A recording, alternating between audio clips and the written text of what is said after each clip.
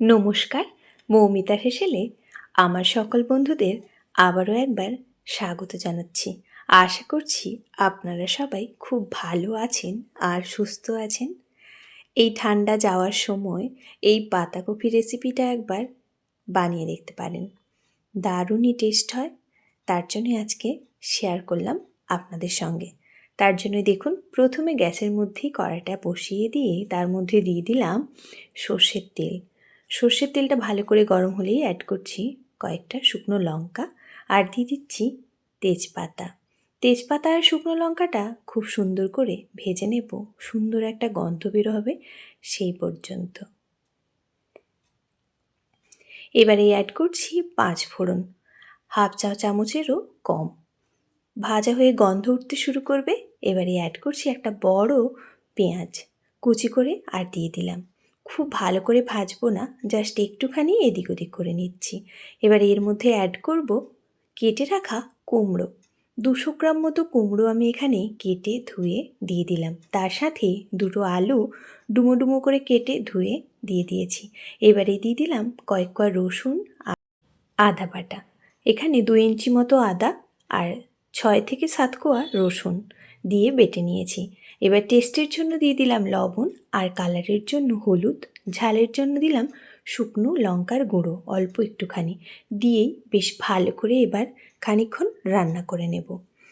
আদা রসুন পেঁয়াজ আর এই সমস্ত মশলা কুমড়ো আর আলুর সঙ্গে 1.5 থেকে 2 মিনিট ভালো করে কষিয়ে নেব, যাতে করে সব মশলার সাথে আলু কুমড়োটা খুব সুন্দরভাবেই মিশে যায় আর অল্প একটু সেদ্ধ হয়ে যায়।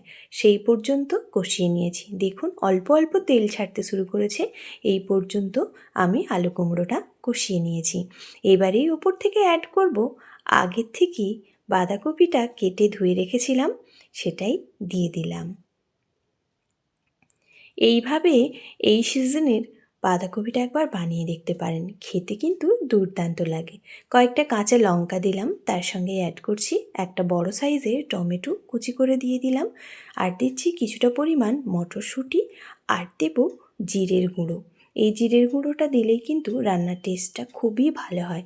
তাই দেখুন 1 চা চামচ মতো দিয়ে দিলাম জিরের গুঁড়ো আর দিয়ে দিলাম হাফ চা চামচ মতো কাশ্মীরি লঙ্কার গুঁড়ো আর টেস্ট ব্যালেন্সের জন্য চিনি দিয়ে একটুখানি মিশিয়ে নিচ্ছি। তলায় যাতে মশলাটা না লেগে যায় সেই জন্য অল্প একটুখানি দেখুন মিশিয়ে নিচ্ছি। তবে খুব ভালো করে এখনই মেশাবো না, খানিকক্ষণ ঢেকে রেখে দেব, যাতে করে বাঁধাকপিগুলো খুব সুন্দরভাবে সফট হয়ে যায়। তাই আর তখন নাড়তেও সুবিধা হবে। তাই জাস্ট একটুখানি তলাটায় যাতে না ধরে যায় মশলাটা, তাই অল্প একটুখানি দেখুন স্প্যাচুলার সাহায্যে আমি নাড়িয়ে দিয়েছি। এবারেই ঢেকে 15 মিনিট মতো লো ফ্লেমে রেখে দেবো। একেবারেই লো ফ্লেমে 15 মিনিট রেখে দেব। দেখুন লো ফ্লেমে 15 মিনিট রেখে দিয়েছিলাম, তারপরেই দেখুন কতটা সুন্দর সফট হয়ে গেছে বাঁধাকপিগুলো আর সুন্দরভাবে কিন্তু সব সবজিগুলো প্রায় সেদ্ধ হয়ে এসছে। এই সময় একটু ভালো করে মিশিয়ে নিচ্ছি। আর আজকে যে সকল বন্ধুরা আমার চ্যানেলে নতুন আছেন, যদি আমার এই রেসিপিটা আপনাদের ভালো লাগে, চ্যানেলটি সাবস্ক্রাইব করা না থাকে প্লিজ চ্যানেলটিকে সাবস্ক্রাইব করে পাশে থাকা বেল বাটনটা প্রেস করে প্লিজ পাশে থাকবেন, যাতে করে যখনই আমি নিত্য নতুন কোনো রেসিপি আপনাদের কাছে পোস্ট করব আপনাদের কাছেই সবার প্রথম পৌঁছে যাবে। দেখুন সুন্দরভাবেই বাঁধাকপিটা কিন্তু প্রায় সেদ্ধ হয়ে এসছে। আবারও আমি খানিকক্ষণ ঢেকে রান্নাটা করে নেব। প্রথমে দেখুন ভালো করে একটু মিশিয়ে নিয়েছি। এবারেই ঢেকে আরও 10 মিনিট মতো রান্নাটা করে নেব। তবে রান্নাটা কিন্তু পুরোপুরি লো ফ্লেমে করতে হবে। দেখুন লো ফ্লেমে করেছি, রান্নাটা দেখুন কতটা জল ছেড়েছে। এই রান্নাতে কিন্তু কোনোভাবেই জলের প্রয়োজন হয় না, এতটাই জল ছাড়ে বাঁধাকপি আর কুমড়ো থেকে। এই সবজির জলেই কিন্তু সবজিটা রান্না হয়ে যায় আর এটা খেতে কিন্তু দুর্দান্ত লাগে। ভাত রুটি পরোটা সব কিছুর সঙ্গেই বানিয়ে নিতে পারেন। দেখুন আলু বাঁধাকপি সব কিছু সেদ্ধ হয়ে গেছে। এবারেই ভালো করে মিশিয়ে নিয়ে জলটা একটুখানি শুকনো করে নেব হাই ফ্লেমে। ওপর থেকে দিয়ে দিচ্ছি গুঁড়ো মশলা। এই মশলাটা দেওয়ার কারণেই কিন্তু রান্নার টেস্ট হবে দ্বিগুণ। এর মধ্যে আছে ধনে, জিরে, মৌরি, শুকনো লঙ্কা, শুকনো কড়ায় ভেজে আর গুঁড়ো করে নিয়েছি। দিয়ে বেশ ভালো করে আবারও মিশিয়ে নিচ্ছি। রাতে রুটির সঙ্গেও যেমন খেতে পারবেন, আর সকালে ভাতের সাথে গরম গরম কিন্তু দুর্দান্ত লাগে। তাই বলবো এইভাবে একবার বাঁধাকপিটা বানিয়ে দেখতে পারেন। আশা করছি আপনাদের খুবই ভালো লাগবে। দেখুন দেখতে কতটা সুন্দর হয়েছে। দেখতে যেমনই সুন্দর হয়েছিল, খেতেও কিন্তু দুর্দান্ত হয়েছিল। দেখুন পুরোপুরি রান্নাটা আমার রেডি হয়ে গেছে।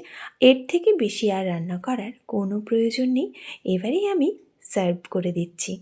কেমন হলো কমেন্ট বক্সে জানাতে কিন্তু ভুলবেন না। সকলেই আপনারা এরকম বাঁধাকপি রান্না করে থাকেন, তবে আমার মতো করে একবার রান্না করে দেখুন। আশা করছি আপনাদের ভীষণ ভালো লাগবে। কেমন লাগলো কমেন্ট বক্সে জানাবেন, আর খুব ভালো লাগলে আত্মীয় বন্ধু বান্ধবের সঙ্গে একটুখানি শেয়ার করে দেবেন। আর আমার এই ছোট্ট চ্যানেলটিকে সাবস্ক্রাইব করতে ভুলবেন না। এতটা সময় আমার সঙ্গে থেকে আমার এই রেসিপিটা দেখার জন্য আপনাদের অসংখ্য ধন্যবাদ। ভালো থাকবেন, সুস্থ থাকবেন। আবারও দেখা হবে অন্য কোনো রেসিপিতে।